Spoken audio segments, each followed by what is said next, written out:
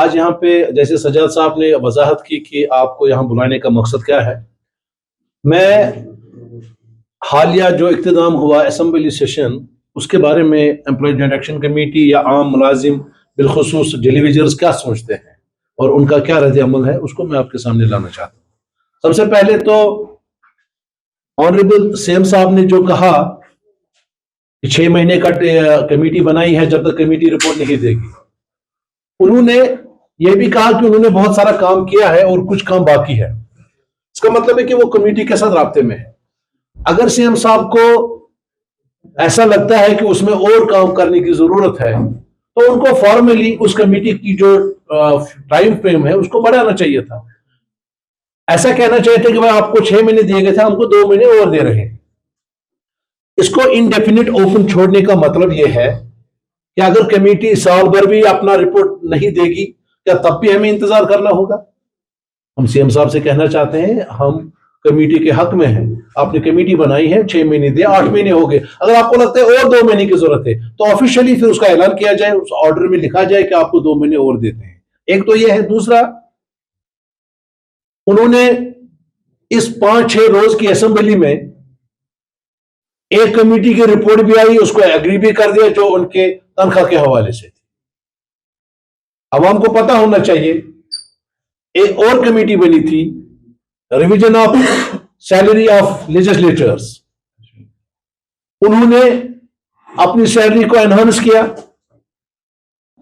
और वो कमेटी ने रिपोर्ट दी, उसमें कोई ताखिर नहीं हुई। और उस वक्त अगर आप याद होगा, ऑनरेबल सीएम साहब ने कहा इसमें जो पैसे लगेंगे वो मैं देख लूंगा कहां से अरेंज करूं।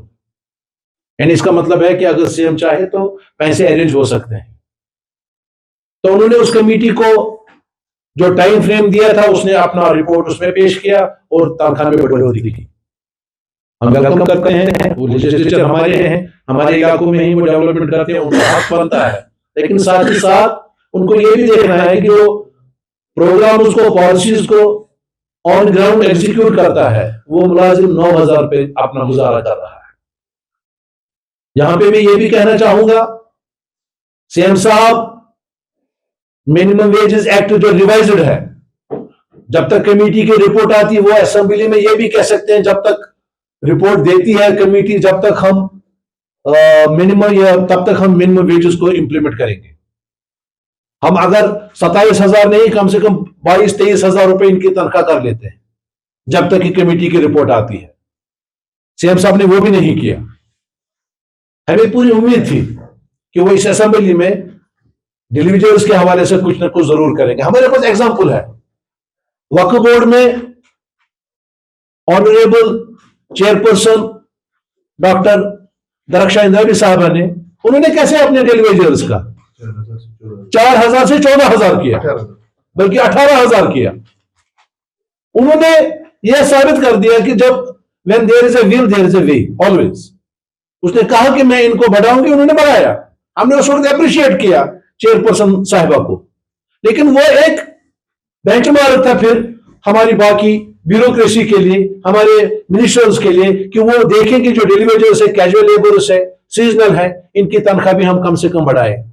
एक तो यह था। दूसरा, मुझे यह कहना है कि जो इस वक्त फिगर गर्दिश कर रहा है सोशल मीडिया पे, 1 लाख से कुछ ज्यादा, इस बारे में लोगों को कंफ्यूजन में नहीं रहना चाहिए।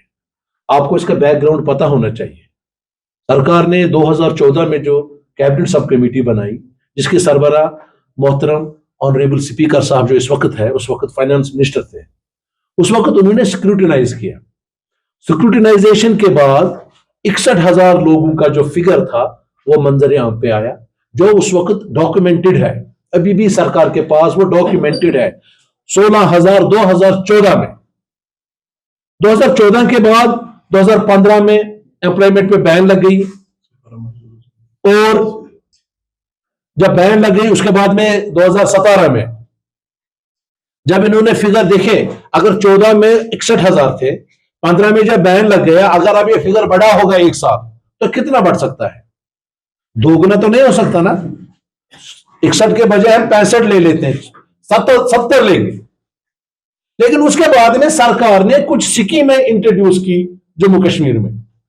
मुख्तलिफ महकमों में, और उन स्कीमों के तहत जिन टेम्पररी मुलाजमीन को रिक्रूट किया गया, जिनको अपने डिपार्टमेंट में लाया गया, उनकी जो सर्विस है वो गवर्न करती है वो रूल्स एंड रेगुलेशन जो उस स्कीम में है।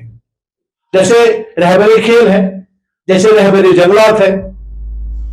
तो इसका मतलब यह है कि जो 61,000 लोग डॉक्यूमेंटेड है, जिनको स्क्रूटिनाइजेशन के थ्रू कैबिनेट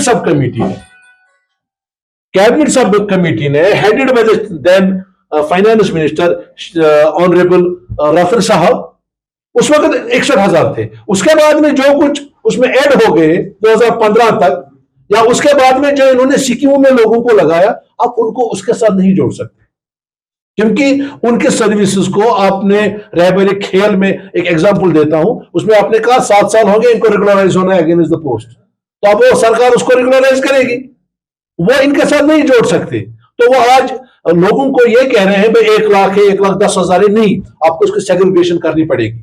जो 2014 में 61,000 था, उसमें जितनी भी बढ़ोतरी हुई थी तब तक, जब तक सरकार ने बैन लगाई, वो 5, 6,000, 10,000 हो सकते हैं, 1 लाख नहीं हो सकते। तो इस कंफ्यूजन को समझने के लिए जरूरी है कि आवाम को पता चले कि 1,05,000 नहीं है, ये वही 61,000 है, और ज्यादा से ज्यादा 70 होंगे। लेकिन उसके बाद में जितने भी लोग यहाँ पे रिक्रूट हुए वो कुछ स्कीमों के तहत हुए।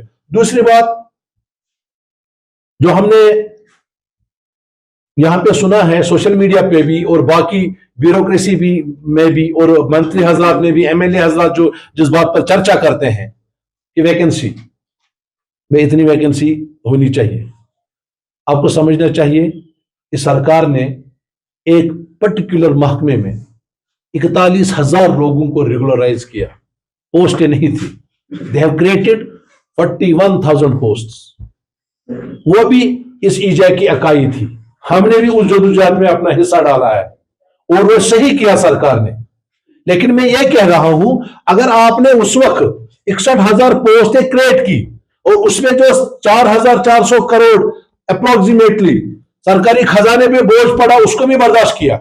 अगर आज आप इन 61,000 लोगों को रेगुलराइज करते हैं अगेंस्ट पोस्ट, मुझे नहीं लगता 2,400 से लेकर 2,600 करोड़ से ज्यादा इसमें खजाने पे कोई असर पड़ेगा। तो सरकार के लिए ये कोई एक्सक्यूज है ही नहीं कि पोस्ट है या नहीं।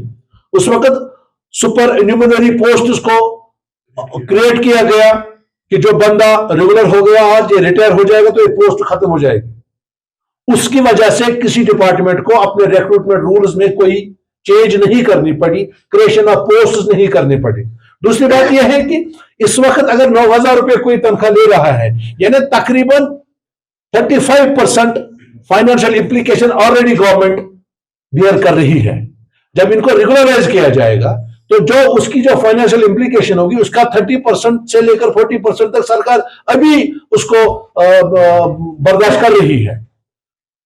और हम चाहते हैं, हम ये भी नहीं सरकार से कहते कि आप एक ऑर्डर में 61,000 लोगों को रेगुलराइज करो, हम कहते हैं फेज्ड मैनर में करो। एक इनिशिएटिव तो ले लो, आप इनिशिएटिव ले लो, आपके पास मैंडेट है 5 साल का, जैसे आप कह रहे हैं, आप इनको फेज्ड मैनर में देखिए, सबसे सीनियर जो है पहले उनका एक ग्रुप आप कर दो, आहिस्ता आहिस्ता करके हमें भी पता चलेगा। एक इनिशिएटिव लिया सरकार ने, एक ग्रुप को रेगुलराइज कर दिया, दूसरा कल होगा, तीसरा परसों होगा, इस तरीके से वो फेज्ड मैनर में करे। हम सरकार से ये नहीं कहते कि आप एक with the pen of stroke of a pen आप रेगुलराइज करो 61,000 लोगों को। तो हम यहां पे, जहां हमें जबरदस्त दुख हुआ कि इस सेशन में चीफ मिनिस्टर साहब ने मार्च में किया गया अपना वादा पूरा नहीं किया, और साथ ही साथ इस कमेटी को जो है टाइम बढ़ाया नहीं है, इसको ओपन छोड़ा है। इससे हमारे जहनों में खदशात पैदा हुए, लोगों में इज़्तिराब की हालत है। और इस वक्त हम, इससे पहले कि हम कोई और जदोजहद का रास्ता इख्तियार करें, हम यहाँ पे आपके माध्यम से अपने ऑनरेबल चीफ सेक्रेटरी साहब से गुजारिश करना चाहते हैं कि सीएम साहब ने अब बाल जो है वो ब्यूरोक्रेसी की कोर्ट में उन्होंने छोड़ी है। तो हम चाहते हैं कि चीफ सेक्रेटरी साहब इन मुलाजमीन का, इन मजलूमों का ख्याल करते हुए इस कमेटी की रिपोर्ट को जल्द से जल्द सरकार के सामने पेश करें, ताकि हम देखेंगे कि सरकार जो है वो किस तरीके से इस मामले को हैंडल करेगी। क्योंकि कुछ और खदशात भी मैं यहाँ पे कहना चाहूंगा। जब असेंबली में हमने देखा कि रूलिंग पार्टी के ही एक एमएलए ने एक बिल लाई डेली वेजर के हवाले से। हम उसका शुक्रिया भी अदा करते हैं, उन्होंने इतनी जरूरत का मुजाहिरा किया, उन्होंने बिल लाई।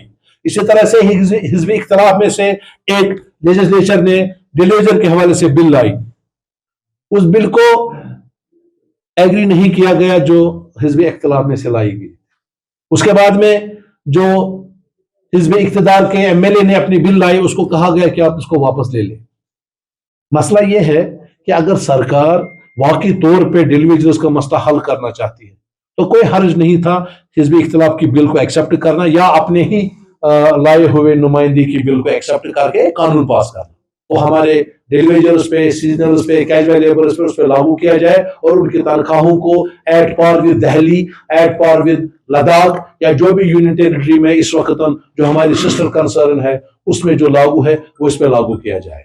बसूरत दीगर अगर ऐसा कुछ नहीं होता है या सरकार फिर एक बार इसको टाल मटोल की पॉलिसी में ले जाती है तो एम्प्लॉय जॉइंट एक्शन कमेटी अपना प्रोग्राम तश्कील देगी और जदोजहद का रास्ता इख्तियार करेगी। उसकी तमाम ये कोई धमकी नहीं है, ये हम वो हुकूक कह रहे हैं जो हमें कॉन्स्टिट्यूशन ऑफ इंडिया ने दिया है, जो हमें लेबर लॉ ने दिया है। तो उसके बाद हमारे पास कोई चारा नहीं रहेगा, उसकी तमाम जिम्मेदारी जो है वो सरकार पर आयद हो।